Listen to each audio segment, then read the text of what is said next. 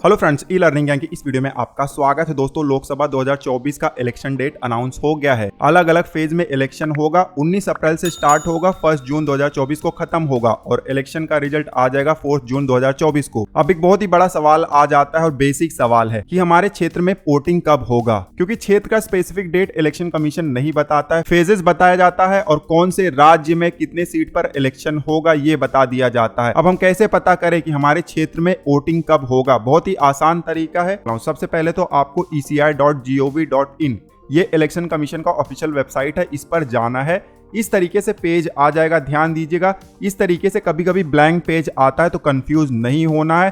थोड़ा सा स्क्रॉल करके नीचे आएंगे तो आपको सारा डिटेल दिखाई दे जाएगा। अब यहाँ पर देख सकते हो जनरल इलेक्शन 2024 दिखाई दे रहा है। थोड़ा सा नीचे आएंगे तो यहाँ पर करंट इश्यूज का आपको एक टैब दिखाई देगा। इस टैब में आपको ढूंढ लेना है ये वाला row, announcement of schedule for general election to Lok Sabha and legislative assembly of Andhra Pradesh, Arunachal Pradesh, Odisha and Sikkim 2024। ये वाला रो आपको ढूंढ लेना है और इस पर क्लिक कर देना है। जैसे ही क्लिक करोगे एक PDF फाइल डाउनलोड हो जाएगा। हमारे केस में फेल दिखाई दे रहा है, चिंता की कोई बात नहीं। आपके केस में फेल दिखाई देगा तो आप फिर से इसको रिस्टार्ट कर लीजिएगा, डाउनलोड हो जाएगा। ठीक है, हमने ऑलरेडी डाउनलोड करके रखा हुआ है। इस PDF फाइल को आपको ओपन कर लेना है। PDF ओपन करते ही पहले पेज पर आपको जनरल इलेक्शंस 2024 दिखाई दे जाएगा।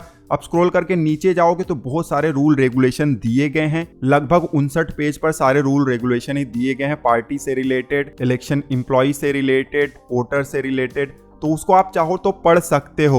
ठीक है, फिलहाल इस वीडियो में हम नहीं पढ़ने वाले हैं, क्योंकि इस वीडियो में हमें ये देखना है कि हमारे क्षेत्र में वोटिंग का डेट क्या है। तो सबसे पहले हम जाएंगे पेज नंबर 60 मतलब 60 पर। जब पेज नंबर 60 पर आप जाओगे तो यहाँ पर देखिए पेज वाइज डेट दिया गया है।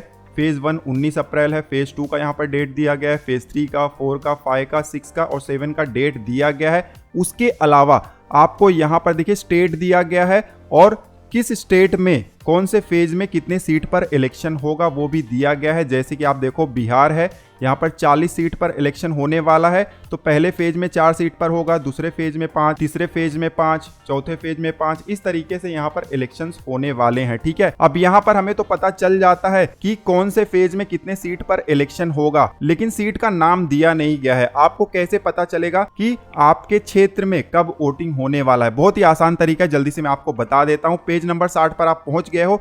अब इसके बाद आप नीचे जाओगे स्क्रॉल करके तो 2-3 पेज के बाद ही आपको यहाँ पर मैप दिखाई देने लगेगा। हर एक स्टेट का, यूनियन टेरिटरी का यहाँ पर मैप दिया गया होगा। तो आपको अपने स्टेट का मैप यहाँ पर ढूंढ लेना है। ये जो मैप दिया गया है अल्फाबेटिकल ऑर्डर में दिया गया है। जैसे कि पहले अंडमान निकोबार था, उसके बाद आंध्र प्रदेश है, उसके बाद अरुणाचल प्रदेश है। तो इस तरीके से अल्फाबेटिकल ऑर्डर में दिया गया है। आप ढूंढ लीजिएगा अपने स्टेट का मैप। जैसे कि मान लेते हैं कि हमारे केस में उत्तर प्रदेश है, तो हमारा जो स्टेट है 119 नंबर वाले पेज पर है। तो 119 नंबर वाले पेज पर हम आ गए हैं। यहाँ पर उत्तर प्रदेश का मैप दिया गया है। आप यहाँ पर आप देख सकते हो नंबर्स दिए गए हैं और अलग अलग कलर दिए गए हैं। इसका मतलब क्या है आगे आपको पता चल जाएगा जब मैप आ जाए। तो उसके ही नीचे आपको देखना है राइट साइड में, यहाँ पे आपको पार्लियामेंट्री कंस्टिट्यूएंसीज दिखाई दे रहा है। यहाँ पर कंस्टिट्यूएंसी का नाम दिया गया है और उसके बगल में कंस्टिट्यूएंसी का नंबर दिया गया है। ध्यान देना, पहला वाला रो सीरियल नंबर का है, उसके बाद यहाँ पर PC नंबर है। तो PC नंबर और PC नेम पर आपको ध्यान देना है। आपके क्षेत्र का नाम क्या है? जैसे हमें प्रतापगढ़ या इलाहाबाद का सर्च करना है तो वो हम ढूंढ लेंगे पहले कि यहाँ पर प्रतापगढ़ या इलाहाबाद कहाँ पर है। तो ये देखिए यहाँ पर प्रतापगढ़ है। ध्यान दीजिएगा, इलाहाबाद को मैंने जानबूझकर यहाँ पर बोला है क्योंकि इसका नाम चेंज हो गया है, प्रयागराज हो गया, लेकिन फिर भी यहाँ पर इलाहाबाद ही दिया गया है। तो इन केस आपके क्षेत्र का नाम अगर चेंज हो गया है तो आप नया और पुराना दोनों नाम ढूंढ लीजिएगा, क्योंकि कभी कभी नया नाम यहाँ पर अपडेट नहीं हुआ है। ठीक है, तो मान लेते हैं हमारे केस में प्रतापगढ़ है, ये कंस्टिट्यूएंसी है और कंस्टिट्यूएंसी का नंबर है 39। तो प्रतापगढ़ में इलेक्शन कब होगा?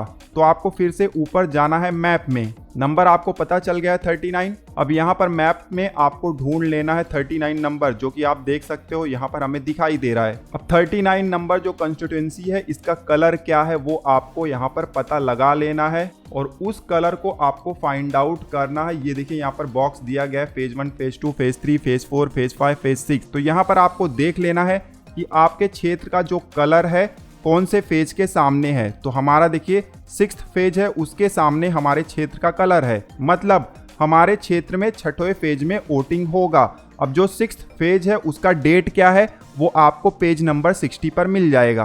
पेज नंबर 60 पर जब आ जाओगे, जहां पर आपको डेट दिया गया है फेज वाइज, तो आप देख सकते हो जो 6th फेज है उसका डेट है 25 मई 2024। इस तारीख में उत्तर प्रदेश में लगभग 14 सीटों पर इलेक्शन होने वाला है, जिसमें से हमारा भी क्षेत्र आ जाता है।